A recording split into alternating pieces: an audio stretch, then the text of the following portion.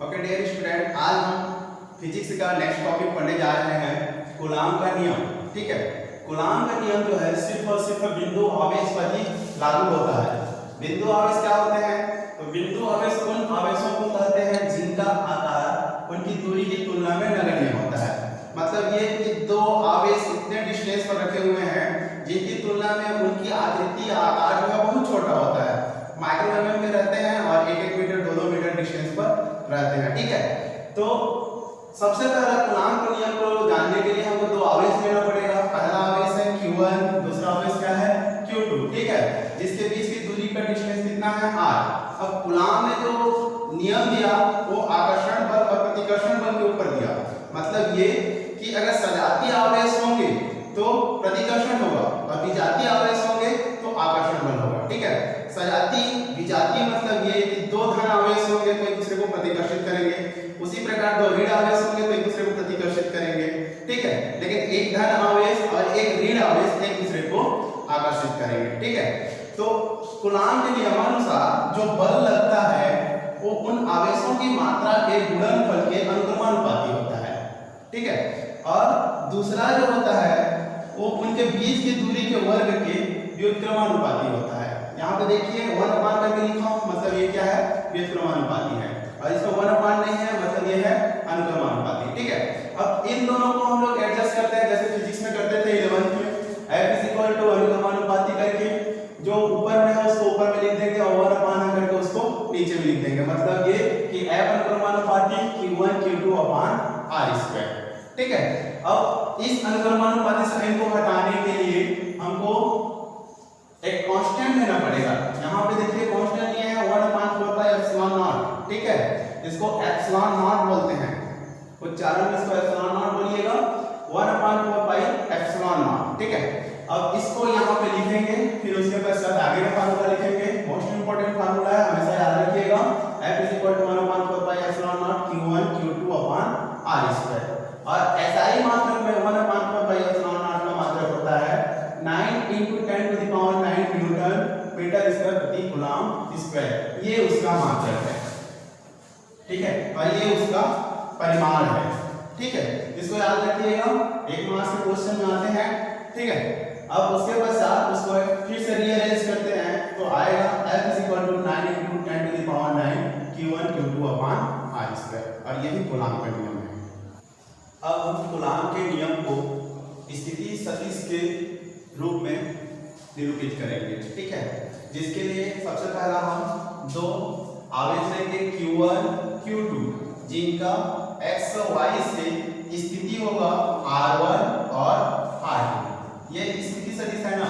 ठीक है, हम फिजिक्स में पढ़े थे पिछले क्लास में 11th क्लास में, जो उसकी स्थिति को दर्शाता है, जो सदिश उस किसी बिंदु की स्थिति को दर्शाता है उसे हम स्थिति सदिश कहते हैं। ठीक है, तो q1 का स्थिति सदिश है r1, q2 का स्थिति सदिश है r2।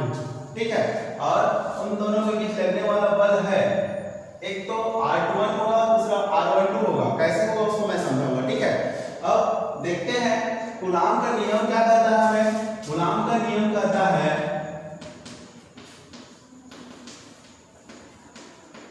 F 1/4πε0 q1 q2/r²। ठीक है, ये हमारा सिंपल कूलाम का नियम है। ठीक है, अब इसके पश्चात हम सर्वप्रथम निकालेंगे q1 द्वारा q2 पर लगाया गया बल।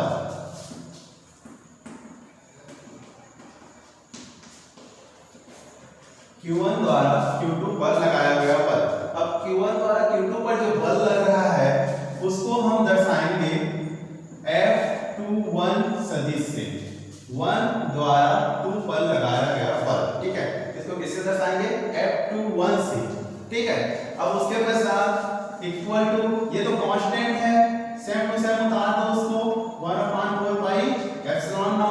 ठीक है, q1 और q2 ये दोनों भी चार्ज है, चार्ज की क्वांटिटी को दर्शाते हैं, इसीलिए q1 और q2 सेम टू सेम लिखना है। अब बचा r। ठीक है, तो देखो r लिखना क्या है, मैं बताया था r21 लेना है या फिर r12 लेना है, लेकिन यहाँ पे देखेंगे क्या लिखे हैं हम लोग r21। ठीक है, तो यहाँ पर हम लोग क्या लिख देंगे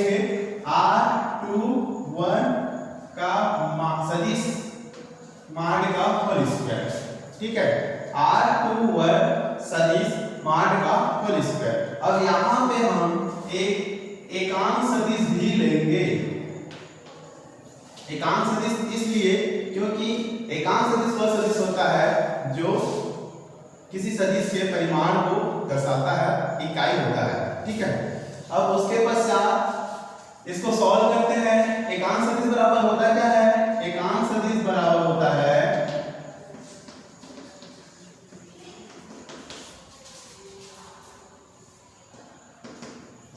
सदिश A अपान माड ऑफ सदिश A, ठीक है। आप लोग सब जान रहे हैं एकांक सदिश A cap is equal to सदिश A अपान सदिश A का मान, ठीक है। अब इसी को हम लोग डिफाइन करते हैं। R21 बराबर क्या होगा? तो R21 कैप इक्वल टू होगा R21 सदिश अपान R21 सदिश का मान, ठीक है। इतना समझ में आया? अब इसके पश्चात देखते हैं कि इसका वैल्यू क्या आता है, ठीक है। R21 का वैल्यू क्या आता है? इसके जगह पे हम इतने को पुट करेंगे, ये जो वैल्यू आया है उसको यहाँ पे पुट करेंगे, ठीक है। तो पुट करने पे क्या आएगा? देखो F21 सदिश equal to 1/4 pi epsilon naught Q1 Q2 upon R21 सदिश का मान का होल स्क्वायर। इतना हमारा एज इट इज लिखेंगे, ठीक है। जैसे था वैसे उतार देना है आप लोगों को। उसके पश्चात हमको सिर्फ इसका वैल्यू पुट करना है, जो आपको दिख रहा है यहाँ पे R21 कैप, उसी का वैल्यू पुट करना है। तो क्या आएगा? R21 सदिश अपान R21 सदिश का मान, ये आ जाएगा। अब उसके पश्चात यहाँ पे देखो इस माड का स्क्वायर, यहाँ पे सिंपल माड, दोनों मल्टीप्लाई होंगे तो क्या आएगा? F21 equal to 1/4 pi epsilon naught Q1 Q2। यहाँ स्क्वायर है, यहाँ कुछ नहीं है, तो क्या है यहाँ पे 1, और मल्टीप्लाई होने के पश्चात ये दोनों क्या हो जाएगा? 2 + 1 = 3, ठीक है। R1 माड Q और यहाँ आ जाएगा R21, ठीक है। अब इतने को नोट कर लीजिए, ओके। अब देखिए हम निकालेंगे R21 का वैल्यू, इसका अब हम लोग निकालेंगे, इसका मान निकालेंगे। तो उसके लिए आपको फिजिक्स में सदिश का त्रिभुज नियम याद करना पड़ेगा। त्रिभुज नियम क्या कहता है? कहता यह है कि दो सदिशों को संलग्न भुजाओं के रूप में निरूपित किया जाए। दो सदिशों को किसी त्रिभुज के संलग्न भुजा के रूप में निरूपित किया जाए तो तीसरा सदिश उसके परिमाण में विपरीत दिशा में होता है, ठीक है। परिमाण यहाँ पे क्या है? R2, ठीक है, बराबर क्या हो जाएगा? R1 + R21, ये हो जाएगा। अब हमको निकालना वैल्यू किसका है? R21 का वैल्यू निकालना है, तो यहाँ R21 = आ जाएगा कितना? R2 - R1। अब इस वैल्यू को हमको यहाँ पुट करना है, ठीक है। तो क्या आएगा? देखो F21 सदिश = 1/4 pi epsilon naught Q1 Q2 अपान, अब देखिए यहाँ पे क्या था? R21 सदिश, उसी को हम लोग यहाँ पुट करेंगे। R2 सदिश माइनस R1 सदिश का मान हो गया। उसके पश्चात यहाँ पे क्यूब था, तो क्यूब को भी देखेंगे, तो यहाँ क्यूब लिख दिए। उसके पश्चात यहाँ देखिए R2 सदिश अलग से है, उसको भी शो करना पड़ेगा आपको। R2 सदिश माइनस R1 सदिश, ठीक है। ठीक उसी प्रकार यहाँ पे लिखना है समानतः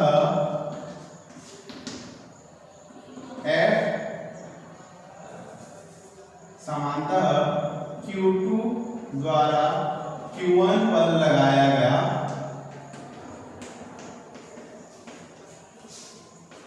बल, ठीक है। हम अभी तक पढ़ रहे थे Q1 द्वारा Q2 पर लगाया गया बल, अब हम पढ़ेंगे क्या? Q2 द्वारा Q1 पर लगाया गया बल। उसके लिए यहाँ जैसे 2 1 था, तो यहाँ पर हम कर देंगे 1 2 बराबर 1/4 pi epsilon naught Q1 Q2 अब देखिए यहाँ पे 2 1 की जगह पे हुआ है 1 2, इसीलिए हम लोग यहाँ पे 2 की जगह पे लिखेंगे 1, ठीक है। थोड़ा चेंज हुआ है ना यहाँ पे, यहाँ 2 पहले था तो 2 को पहला लिखे थे, यहाँ पे 1 पहला है तो 1 को पहला लिख रहे हैं। उसके पश्चात यहाँ पे 2 आ जाएगा, फिर उसके बाद Q और उसके पश्चात R1 माइनस R2, ठीक है। और यही आप लोगों का कूलाम के नियम का सदिश है।